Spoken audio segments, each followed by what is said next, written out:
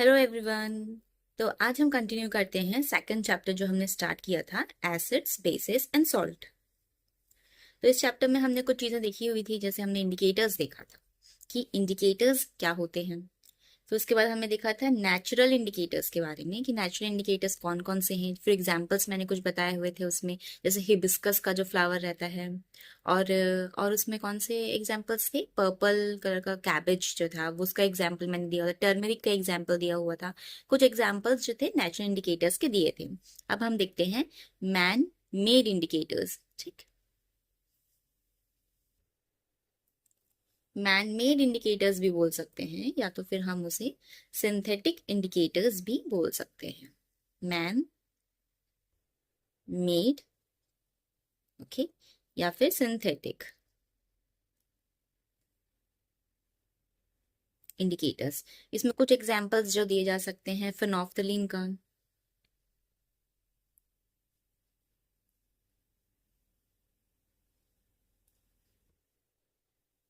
Methyl orange.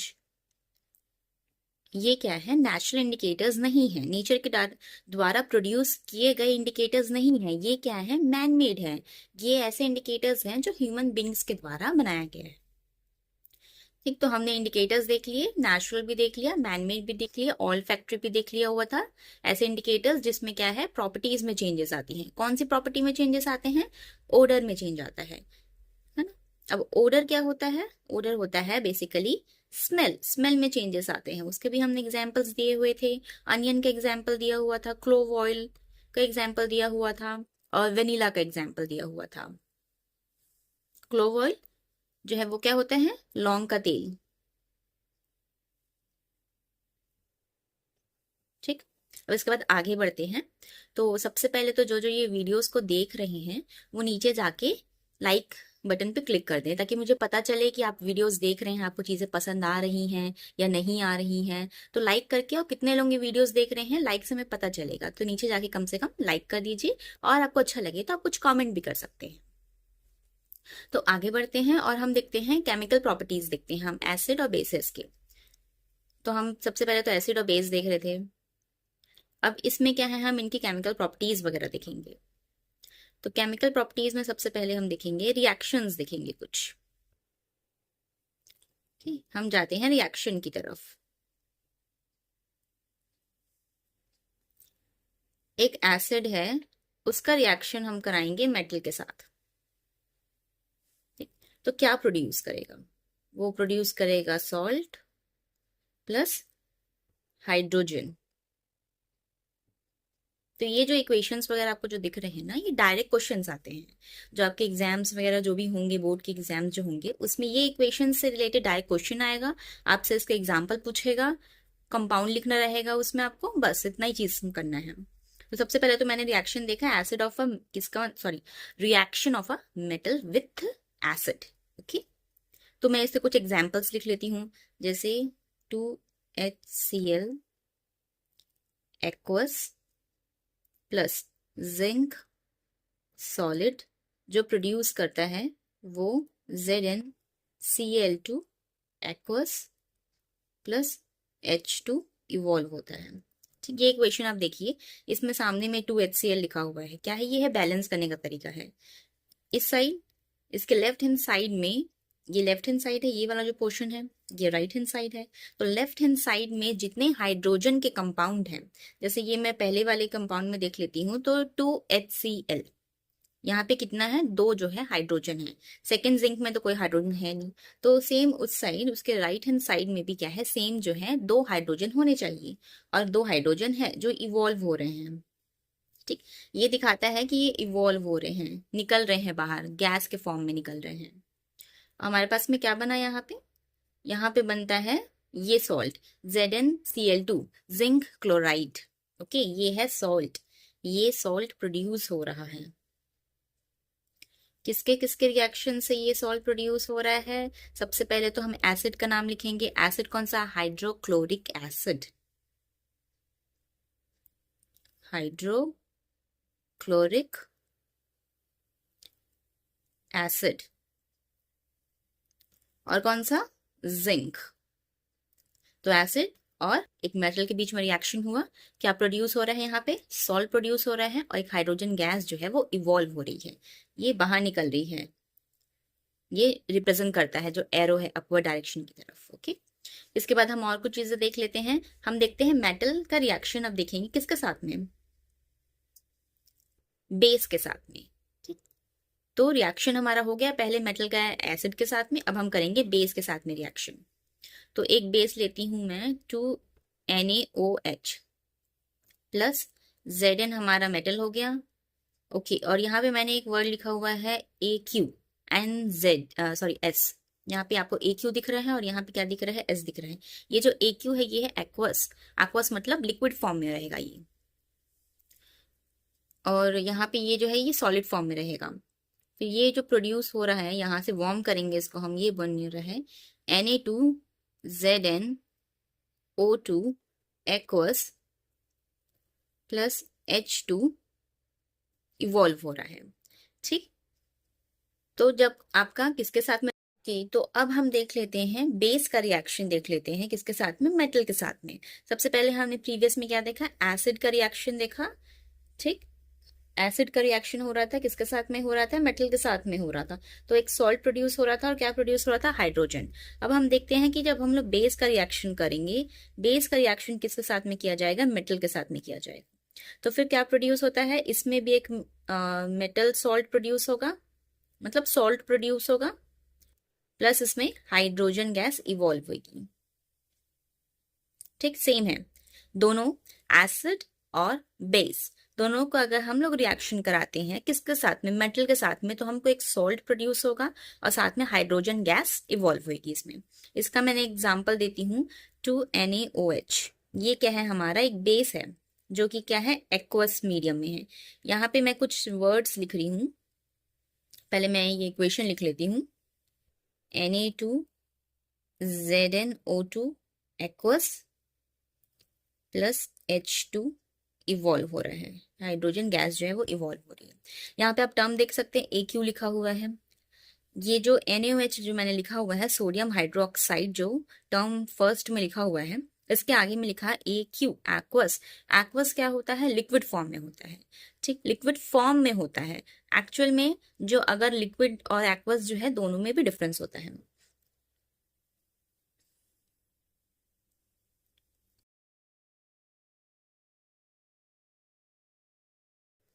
ये मैं आपको बता रही हूँ कि किस तरह से होता है, एक सेकेंड। तो ये जो वर्ड है एक्वस एंड लिक्विड, ये दोनों सेम नहीं होते हैं।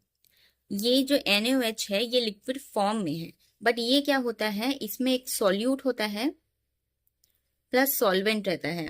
मतलब दो कुछ चीजों को, सॉल्वेंट मतलब वाटर ले सकते हैं, वाटर में हमने क्या है, NaOH को मिला दिया है, डिसॉल्व किया हुआ है, तो ये हमारा क्या है, सोल्यूशन बनता है, वो होता है एक्वस। और यहाँ पे ये जो दिख रहा है लिक्विड का जो सिंबल दिख रहा है L, ये डिफरेंट होता है, ये सिर्फ लिक्विड होता है। लिक्विड मतलब आप समझो वाटर, वाटर एक लिक्विड है, वाटर के आगे अगर सिर्फ वाटर बस प्रोड्यूस हो रहा है, कुछ उसमें और चीजें मिली नहीं हुई हैं, तो हम उसमें एल लिखेंगे आगे में।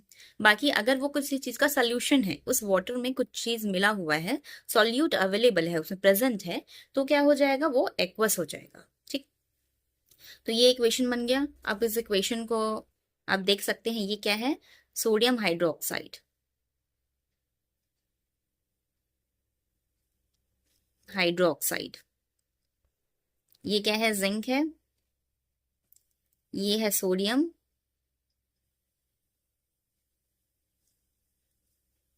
जिंकेट। और ये यहाँ पे क्या हो रहा है, हाइड्रोजन गैस जो है वो इवॉल्व हो रही है, बाहर आ रही है, निकल रही है।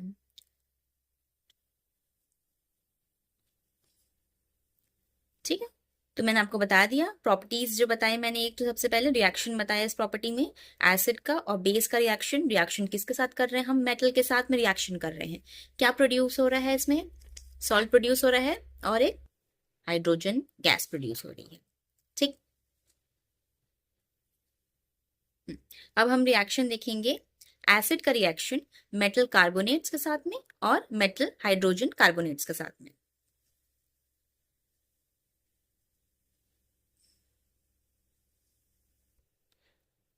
तो अब हम देखने वाले हैं रिएक्शन ऑफ एसिड, किसके साथ में होगा इसका रिएक्शन जो होगा, मेटल कार्बोनेट्स के साथ में।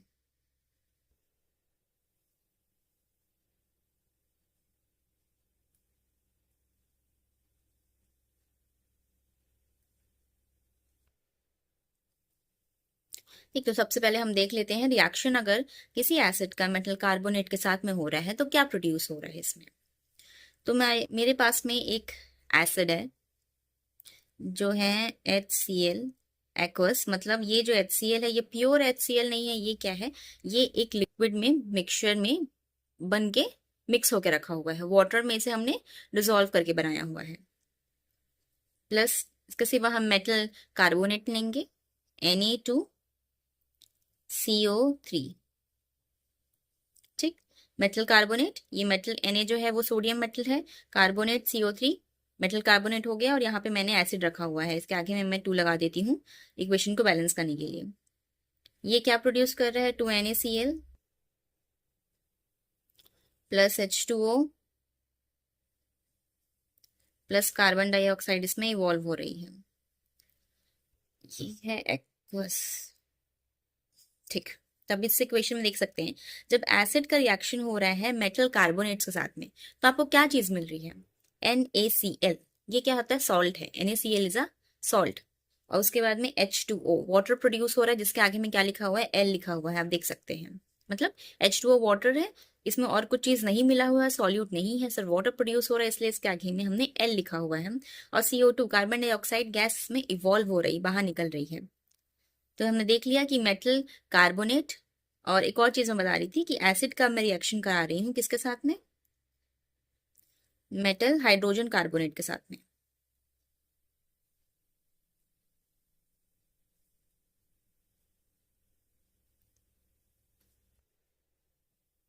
ठीक, तो इसमें देखते हैं कि क्या प्रोड्यूस हो रहा है। अब मैं फिर लेती हूँ एक एसिड, HCl एसिड लेती हूँ जो कि एक्वस मीडियम में है भाई, इसमें पानी मिला हुआ है। फिर इसके बाद में इसमें और मैं कौन सा मेटल हाइड्रोजन कार्बोनेट लेती हूँ, Na लेती हूँ, यहाँ H हो गया, CO3। ठीक है, आप ये देख सकते हैं इस टर्म को, Na is what is a metal, H for hydrogen, फिर यहाँ पे CO3 कार्बोनेट हो गया, मेटल हाइड्रोजन कार्बोनेट। तो ये हो गया, ये क्या प्रोड्यूस कर रहा है, तो ये NaCl प्रोड्यूस कर रहा है, NaCl aqueous plus H2O liquid plus CO2 gas evolve हो रहा है। तो इसमें आप देख सकते हैं दोनों रिएक्शन को देखिए, पहला जो रिएक्शन हुआ है एसिड का, जो रिएक्शन हुआ है मेटल कार्बोनेट के साथ में, दूसरा रिएक्शन जो हुआ है एसिड का मेटल हाइड्रोजन कार्बोनेट के साथ में। इसमें प्रोड्यूस क्या हो रहा है, दोनों में जो प्रोड्यूस हो रहा है, सॉल्ट प्रोड्यूस हो रहा है, वाटर प्रोड्यूस हो रहा है, और हाइड्रोजन गैस इवॉल्व हो रही है, निकल रही है, देख सकते हैं इक्वेशन में। तो ये जो दोनों इक्वेशन दिख रहा है, इसका मैं एक जनरल इक्वेशन क्या बना सकती हूँ, मैं करूंगी एसिड का रिएक्शन किसके साथ में, मेटल कार्बोनेट के साथ में,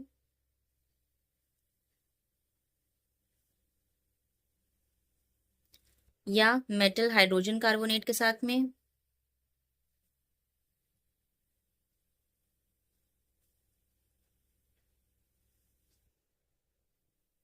हम्म, तो क्या प्रोड्यूस हो रहा है, प्रोड्यूस हो रहा है salt plus water plus carbon dioxide.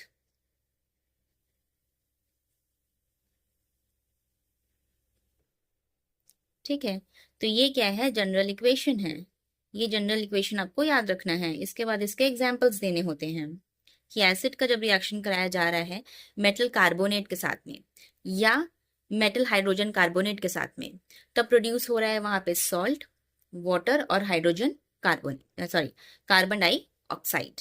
ठीक है, आपको समझ आ गया होगा, ये जनरल इक्वेशन है। पीछे मैंने उसके एग्जाम्पल दिखा दिए, ये मैंने इसके एग्जाम्पल्स दिखा दिए यहाँ पे। फिर आगे बढ़ते हैं और अब हम देखते हैं कुछ और अदर रिएक्शंस।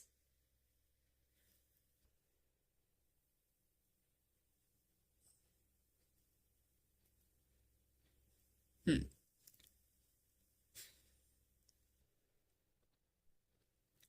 तो हम आगे देख रहे हैं रिएक्शन किसका, बेस का रिएक्शन देखेंगे। बेस का हम रिएक्शन कर रहे हैं नॉन मेटल ऑक्साइड्स के साथ में।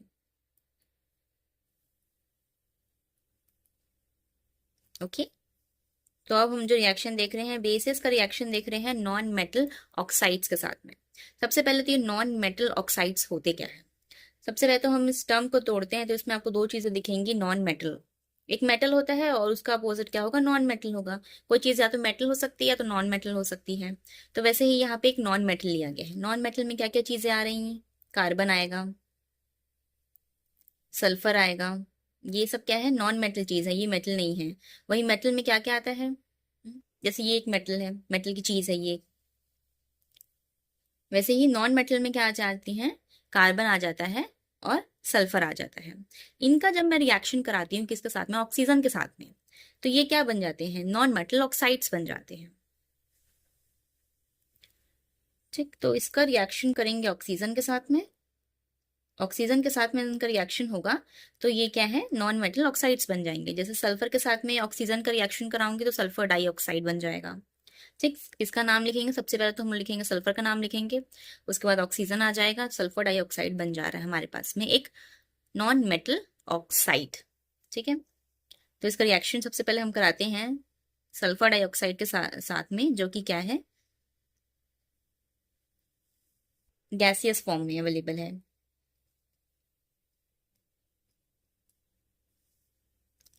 तो H2O जो है, इसका मैं रिएक्शन करा रही हूं 2NaOH के साथ में। ये क्या है, बेस है, sodium hydro oxide.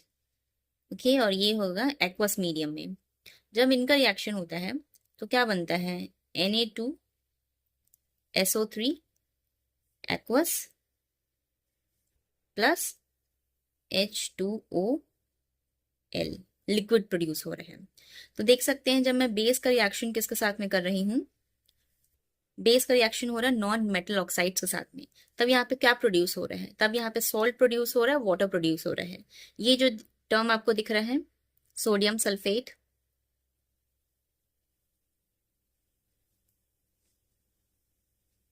Sodium sulphite. Okay, this is sodium sulphite. ये क्या है, एक्वा सोल्यूशन में प्रोड्यूस हो रहा है और साथ में ये क्या है, एक सॉल्ट है। तो इसका मैं जनरल इक्वेशन क्या बोल सकती हूँ कि जब भी मैं बेस का रिएक्शन कराऊंगी एक नॉन मेटल ऑक्साइड्स के साथ में, तो मुझे क्या मिलेगा, राइट हैंड साइड में क्या प्रोड्यूस होगा, सॉल्ट प्रोड्यूस होगा, प्लस क्या प्रोड्यूस होगा, वाटर प्रोड्यूस होगा। ठीक, तो हम ये इक्वेशन बेस यहाँ पे लिख लेते हैं। रिएक्शन अच्छे से लिख लेते हैं।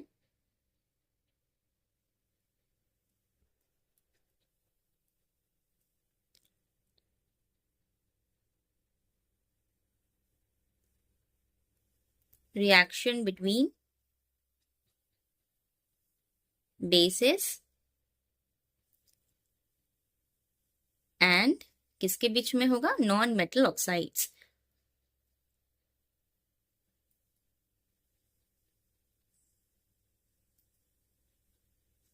ठीक, तो यहाँ मेरे पास बेस है, जनरल इक्वेशन लिख रही हूं मैं, प्लस मैं इनका रिएक्शन कर रही हूँ नॉन मेटल ऑक्साइड्स के साथ में।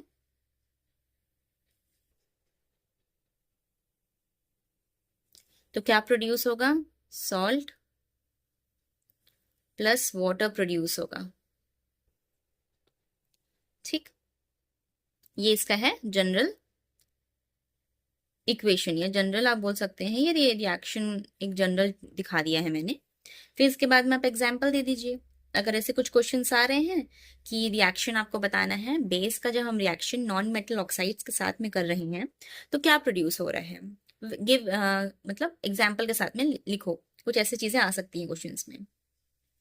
ठीक, तो base plus non metal oxides produces salt plus water and following are the examples करके आप कुछ ये इस तरह से जो एग्जाम्पल्स मैंने लिखे हुए हैं, ये सल्फर डाइऑक्साइड और सोडियम हाइड्रोक्साइड जो है, इसका जो रिएक्शन हुआ तो आपके पास में क्या बना, सोडियम सल्फाइड बनता है जो कि एक सॉल्ट होता है, प्लस साथ में एक वाटर प्रोड्यूस होता है।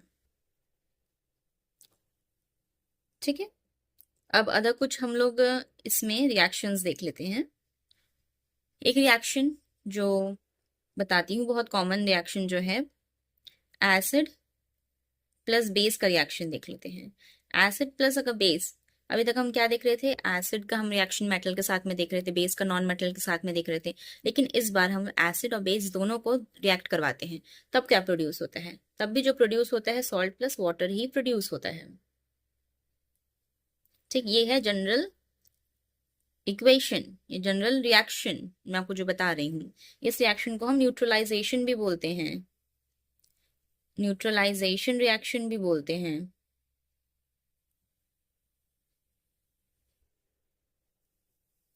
ठीक, इसका एग्जाम्पल एक दे देते हैं, NaHCl प्लस एक बेस ले लेते हैं NaOH का एक्वस मीडियम में। ये क्या प्रोड्यूस कर रहा है, NaCl प्रोड्यूस कर रहा है प्लस H2O प्रोड्यूस कर रहा है। ठीक, ये इसका एग्जाम्पल है। बहुत बेसिक क्वेश्चन है ये कि व्हाट इज न्यूट्रलाइजेशन रिएक्शन, अगर ऐसा कुछ पूछता है तो इस रिएक्शन के बारे में हम लोग बता सकते हैं, reaction between acid and base which produces salt and water. और फिर एक एग्जाम्पल, कॉमन सा एक एग्जाम्पल है जिसमें NaCl सॉल्ट प्रोड्यूस हो रहा है और एक वाटर प्रोड्यूस हो रहा है, ये आप लिख सकते हैं। आई होप आपको आज का क्लास समझ आया होगा। तो हम इस क्लास को कंटिन्यू करते हैं नेक्स्ट वीडियो में। और नीचे में जो लाइक बटन है आप उसे जरूर प्रेस करिएगा, बताइएगा कि आपको कैसे लग रहे हैं क्लासेस और क्या चीज़ें आप इसमें चेंजेस चाहते हैं, कुछ भी तो आप नीचे कमेंट में बता सकते हैं। Thank you.